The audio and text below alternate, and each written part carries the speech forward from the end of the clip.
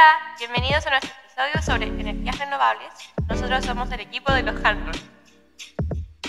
Yo soy María. Yo soy Joaquín. Y yo soy Rebeca. Cabe mencionar que Pablo también forma parte de nuestro grupo, pero hoy no pudo acompañarnos en la grabación. En este episodio vamos a hablar de energías renovables, esas que prometen salvar el planeta, como la solar, eólica y hidroeléctrica. Pero hay que tener muy en cuenta también de que no todo es color de rosa.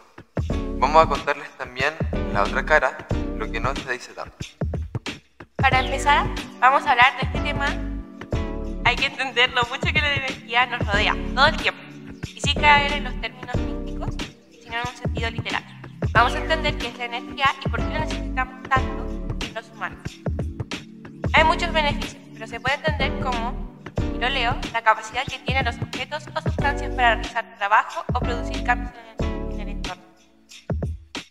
La energía, como la consumimos, tú que estás escuchando y todos los que estamos aquí presentes, es esa que hace que podamos encender un televisor, cargar nuestros teléfonos o que funcione su batería.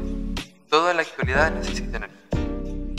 Y así podríamos categorizar la energía en dos grandes grupos que seguramente ya han escuchado en el colegio: energías renovables y no renovables. La energía renovable es la que viene de recursos ilimitados que están en la naturaleza, recursos que no sacamos, como la luz del sol, el movimiento del agua, y después las no renovables, como el gas natural, el carbón y el petróleo, que en algún momento llegarán a su fin. Retomando lo que dijo María sobre las energías no renovables, esto es interesante porque todas las bases del mundo en que vivimos se sostienen en las energías no renovables. Si hay algo que cambió para siempre el recurso de la humanidad y la trayectoria de nuestras expectativas de vida, fue empezar a utilizar esta energía, que son los combustibles fósiles, por ejemplo el carbón, el petróleo y el gas natural. Claro, son la base sobre la que construimos todo. Por ejemplo, durante años hubo minas de carbón en todo el mundo donde trabajar era muy duro e inseguro. Así habían personas que trabajaban en trenes tirando carbón para que todo el tiempo el fuego se sostenga. Con el tiempo se fueron refinando los procesos y se pudo maximizar el uso del petróleo y el gas natural. Pero el petróleo y el gas natural son dos cosas que el mundo nos provee de manera natural, pero que no son para nada ilimitados. El petróleo básicamente es, y seguramente lo han escuchado, restos de dinosaurios. Y como nuestro mundo sigue girando por el uso de la energía, hoy se están buscando otras alternativas más amigables con el ambiente y, de ser posible, de recursos ilimitados, que funcionen como sustitutos de estas energías no renovables. Y estas alternativas son necesarias, sobre todo porque ese mismo carbón que nos hizo la revolución industrial, o el petróleo, por ejemplo, que permitió que exista la globalización, son las mismas que hoy nos generan problemas con el cambio climático. La crisis climática se sostiene a partir de este uso, pero en el mundo de las energías renovables, que es el tema de hoy, también hay algunas crisis.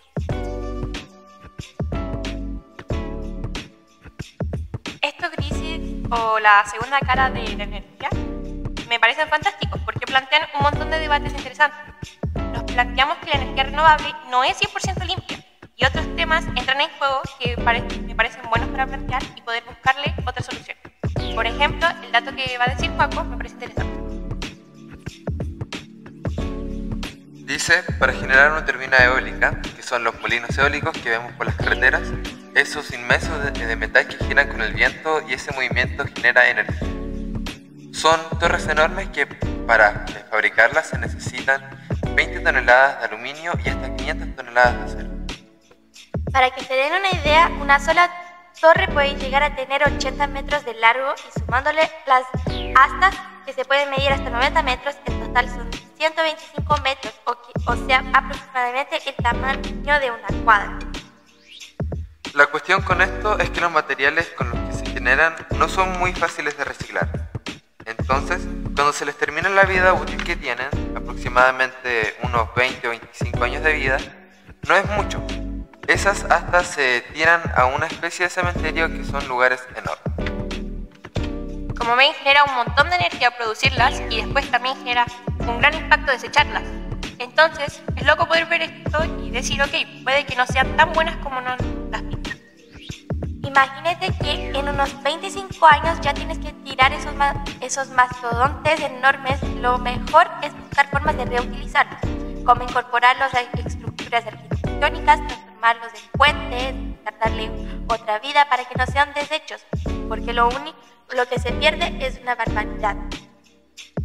Finalmente, en temas de energía, lo más importante, incluso más que cómo se está produciendo, es por cuánto tiempo va a ser realmente útil esta herramienta. Así como la energía solar tiene sus complicaciones, y es la más famosa de todas, por ejemplo, hay zonas donde se hacen mega plantas de kilómetros y kilómetros de hectáreas de paneles solares que están recibiendo la luz del sol, pero en el fondo están impidiendo que el sol llegue al suelo. Ese suelo podría ser utilizado para cultivo, para darle de comer a personas. Y para que la energía solar sea realmente útil, se necesitan amplios terrenos para abastecer a toda una pequeña ciudad. Aquí entran otras energías que pueden ser más polémicas para algunos, pero se podría decir que son la verdadera energía verde o del futuro. Esa es la energía nuclear, que pienso que tendrá mucha gente en contra, un poco por los mitos y por las tragedias alrededor suyo. Para poder hacer esta energía se necesita de uranio, y al uranio siempre hay que asignarlo, y eso siempre es negativo, claro. Pero de esa minería de uranio después se puede reutilizar, y todos esos residuos que almacenan las mismas centrales, cada vez se están descubriendo más formas para poder utilizarlos y estirar la vida útil de la central. Pero, ¿y si se explota una planta? Claro que sigue siendo un riesgo, pero hoy son mucho más seguras que antes. De hecho, hay un caso interesante en Estados Unidos, en la planta Turkey Point, en Florida. Esta planta usa agua para enfriar los reactores y esa misma agua después vuelve un poco más tibia a la naturaleza. Ojo claro, que nunca esta agua toca uranio ni nada tóxico. Lo curioso aquí es que como nadie se anima a acercarse a la central nuclear por el miedo y el perímetro restringido, el lugar se volvió perfecto para que los cocodrilos vivan y se reproduzcan sin peligro. Así que la central terminó siendo un refugio para ellos. Otro caso que tenemos que discutir es sobre la energía hidroeléctrica, que es la fuente principal de energía renovable, por si ustedes no saben. Funciona construyendo una represa, que es como un muro enorme, que impide que un río siga su trayectoria normal y hace que se acumule el agua. Después, el agua pasa por unas turbinas y eso genera energía.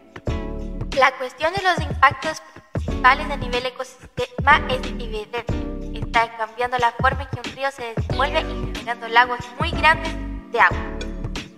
La energía renovable de repente nos presenta estas complicaciones. Siempre estamos afectados de alguna manera cuando se busca generar energía o generar algo que está a gran escala. Siempre terminamos afectados de alguna u otra forma el ecosistema. Empezaron a hacerse estudios respecto a este tipo de represas y se estima que el 80% de los peces de agua dulce migratorias se vieron afectadas porque no podían cruzar al otro lado de la represa. Como solución, se empezaron a buscar algunas formas en que nuevas formas de las turbinas generaran espacios específicos para que los peces pudieran pasar entre ellas y no morir triturados. Como dijeron, de repente empiezan a aparecer estas distintas variables y siempre es bueno poder parar y analizar los efectos que provocamos. A veces solo cambiando la forma de las turbinas podríamos ayudar a que el ecosistema se mantenga un poco más en orden. Y bueno, y sigamos esto al colegio, ¿cómo sería? Bueno, aquí la mitad del año hace calor, entre octubre y marzo. La otra mitad hace frío, de abril a septiembre. Entonces necesitamos soluciones que funcionen en ambos climas.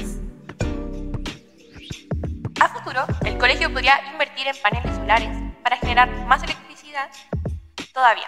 Para calentar agua en invierno, por ejemplo, se podría usar en los baños, lo que sería un lujo tener hoy en día. Incluso se podría pensar en un biodigestor para los restos orgánicos del kiosco o la sala. Cáscaras, comida que sobra, todo eso se podría aprovechar en lugar de botarse. ¿Y cómo se convierte en gas? El proceso sería de la siguiente manera. Los restos se meten en un biodigestor cerrado, sin oxígeno. Ahí unas bacterias los descomponen y liberan metano, que es el gas que usamos para cocinar. Después, ese gas se manda por cañerías y lo que sobra se puede usar como fertilizante. Sería una super inversión a futuro. Responsables del colegio, piénsenlo, generar menos es más. Y bueno, eso fue todo por hoy. ¿Son perfectas las energías renovables? No, para nada. ¿Pero son necesarias? Totalmente.